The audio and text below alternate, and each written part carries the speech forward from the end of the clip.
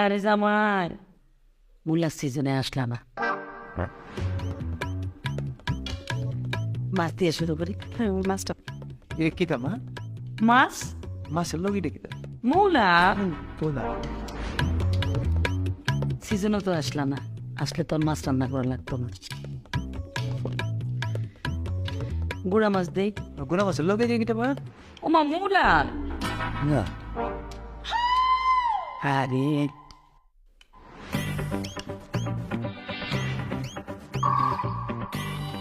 একটু মাংস দে। দেন দেন মাংসই দেন মূলার সিজনে আইলা না, তাইলে পেটটা কেমনে খাওয়াই। মাংসের লগে কিতা মা আর গীতা মূলা দেন মুলা দেন মজা আসছে। সিজনে আইলে জাপানি মূলা দিয়ে মুরগি রান্না করে। আচ্ছা ঠিক আছে দেন শুকনা পড়ে গেছো না? শিখলে হয় একটু ডাইল হইলে ভালো হইতো সিজনে যদি আইতা তাহলে বুঝতা মূলার সরসরি কেমনে খাওয়া যায়। ভালো ভালো ডাইলের মধ্যে কিতা বসতেছে আর কি মূলা না নয় আও ডাল দিয়া মূলার সরসই আমার বিয়ে খুব পছন্দ করে। মা সালাদটা দাও। বাবা আরে সিজনও তো আইনা না, আইলে কি আর তোমার এরকম মরিচ খাইতে হইতো? এই যে মূলাই খাইতে মারতা, শুধু মূলার সালাদ দিয়ে এটা কিতা জাপানি মূলার সালাদ। এটা মুলা হ্যাঁ হ্যাঁ মুলা খাওয়া শেষে একটু দুধ রাখছি। দুধ মা ভাত না খাই একটু দুধ দিচ্ছে আমার ভাত তো খাইতে পারতেছি না দুধ দে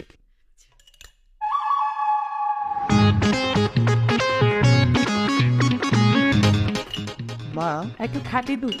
ও মা আর সিজনে আইলা না, এই দুধের মধ্যে এটা সাদা সাদা কি খাইলে খবর কি মূলা এটা মুলা সিজনে পাইলাম। সিজন আইলে কিটা করতে পারি এটা মুলার সিজন না এটা এনাতেই বলা হলো যে মাসাল্লাহ যে মুলা সিজন আইলে কিটা করবো সিজনে আইলে মূলা তো বিভিন্ন আইটেমের পাওয়া যেত, মানে জাপানি মূলা, চায়না মূলা, মানে মোটা মোটা মূলা।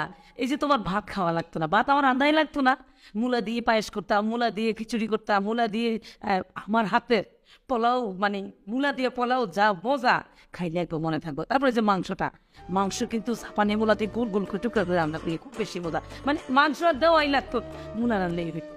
এই যে এখন মনে করো রান্না করছি এক জাতের মূলা দিয়ে, মানে একটাই পাওয়া যায়। আর সিজনে হইলে বিভিন্ন আইটেমের মূলা পাওয়া যায়, তো চিকন, লম্বা, মোটা, জাপানি, চাইনিজ, তখন বিভিন্ন আইটেমের মূলা রাখতাম আর কি। মুলা খেতটা কোন জায়গা করছে রাস্তার ওই পার।